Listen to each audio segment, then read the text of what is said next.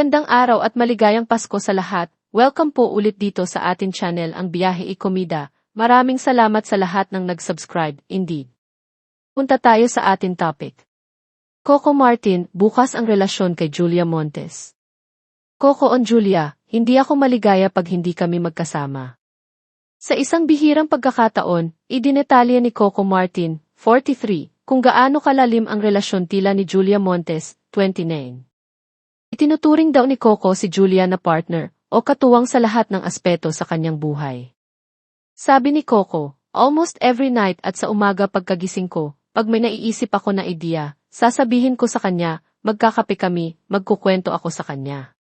Minsan, paggabi, talagang dadaldalin ko ya. Pag may pictorial, ipapakita ko kagaad sa kanya, ipagyayabang ko. Talagang all details kinukwento ko sa kanya.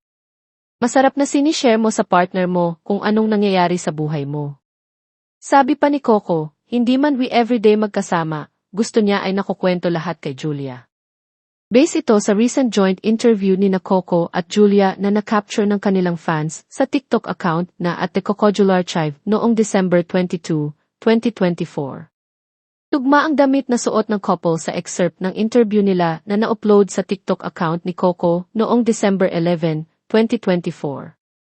Makikita roon ang promo nihla ng dishwashing liquid brand na bagong negosyo ni Coco at inendorso nilang pareho ni Julia. Pero lihban sa promo, may nakalap ang fans na iba pang bahagi ng interview kung saan nagsalita si Coco ng nararamdaman para kay Julia at kung paanong sabay silang inaabot ang kanilang mga pangarap.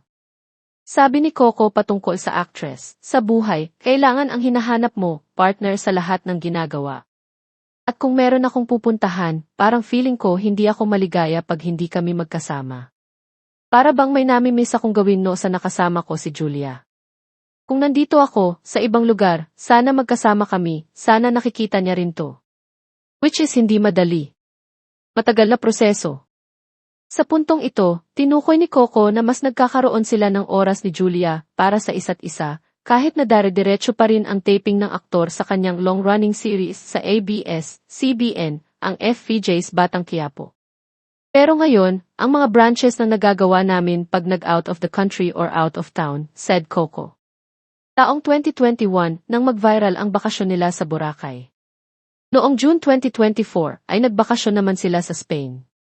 Kung noon ay hindi sila basta nagpo-post ng kanilang private moments, iyong mga litrato nila sa kanilang bakasyon sa Spain ay ipinost nila sa kanilang official Instagram accounts.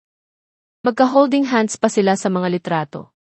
Waring nasa punto si Coco ng kanyang buhay na handa na siyang magbahagi ng magandang samahan nila ni Julia. Patuloy ni Coco, masaya kasi yung mga pangarap namin sa buhay dahil dahan-dahan, paunti-unti, nakakamit namin na magkasama kami at nagtutulungan. Iba yung pakiramdam na alam mo na meron kang partner na alam mong sinusuportahan, inaalagaan ka, nakangiting lahad pa ni Coco. Kinumpirma ni Julia na malaking impluwensya si Coco sa buhay niya at todo raw ang suporta nito sa bawat ginagawa niya. Totoo yung ang sarap sa pakiramdam makahanap ng best friend mo. Meron ka kasama. Maaaring maging masaya. Ang makakausap ka. Iyon siya sa akin. Ang swerte ko lang na siya ang best friend ko. Ayon pa kay Julia, well-guided siya pagdating sa trabaho dahil inaalalayan siya ni Coco. Bukod sa kanilang 14-year age gap, mas maraming exposure sa pag-arte si Coco kay Julia kahit na pareho silang early 2000 nang sumabak sa show business. Hanggang sa nagkatambal sila sa Walang Hanggan, ang hit primetime series ng ABS-CBN na umair noong 2012. Doon nagsimula ang pagiging malapit nilang magkaibigan off-cam. Sabi ni Julia, hindi na ako nahirapan harapin lahat ng struggles or humps sa buhay kasi meron niyang nag-guide sa akin. Kasi ang dami na niyang pinagdaanan. Nai-impart niya yung learnings niya na huwag ko na pagdaanan. Ang sarap ng ganun.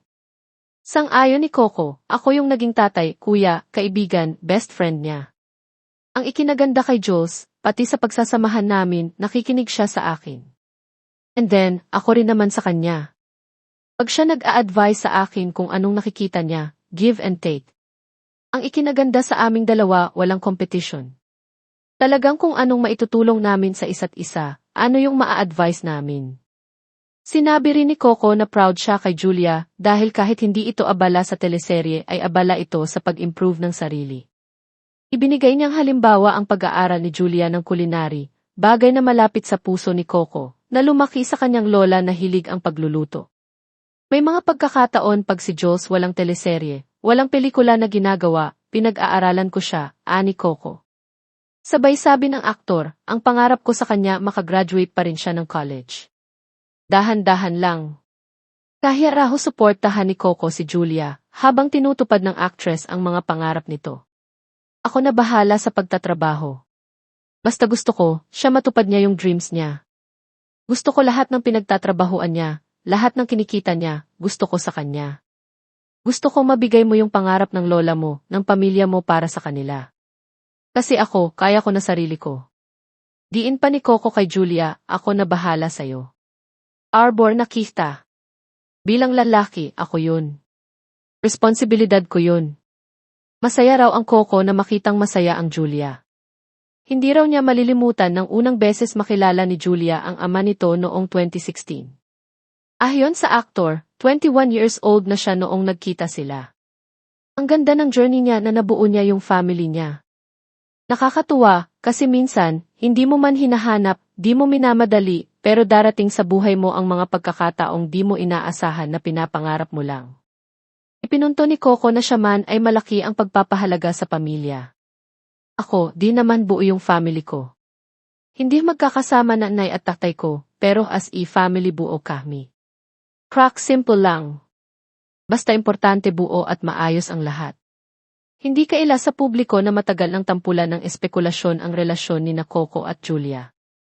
Noong May 2023, tila napaamin si Coco tungkol sa estado ng relasyon nila ni Julia sa panayam ni MJ Philip ng TV Patrol. Nang tanungin ni MJ kung 2011 ang anniversary nila, sagot ni Coco, ang galing mo, ah. Ilang beses na ring naiulat ang pagtatagni-tagni ng netizens sa tuwing napapansin nilang may suot si Julia na tingin nila ay engagement ring. Sa Fast Talk with Boy Abunda noong November 2023, tinanong si Julia kung engaged na nga ba sila ni Coco o kung kasal na sila. Ang tanging sagot ni Julia, tumawid tayo sa tulay pagdating doon. Pwede ba yun?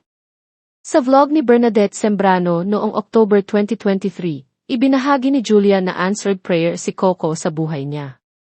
Ipinaliwanag ni Julia na sadyang mahalaga sa kanila ni Coco ang privacy, na waring dahilan kung bakit hindi sila ganoon kabukas tungkol sa ugnayan nila.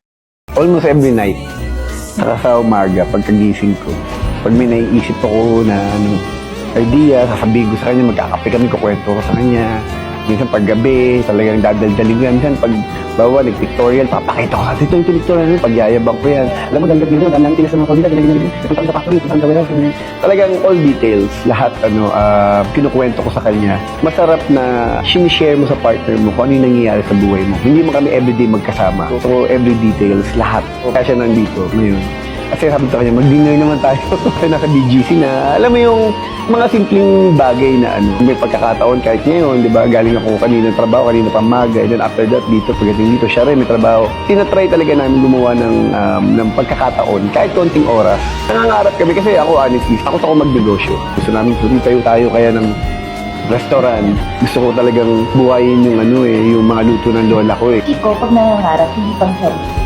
Laging para sa ibang tao, para sa pamilya, para sa amin. Ganun siya magmahal. Kaya siya binibless. Kaya lahat ng mga binibreams niya, alam ko na binibigay, tinutulungan siya ni Lord na, alam mo, ilatag, mangyari. Kasi nga, iba yung heart, yung intentions. Ang daming mga pinag-uusapan na target ganito, pero napapaaga. Alam mo yung ganun ka-bless. Maligayang Pasko sa lahat. At yan ang ating latest showbiz chika update for today. Huwag kalimutan mag-subscribe.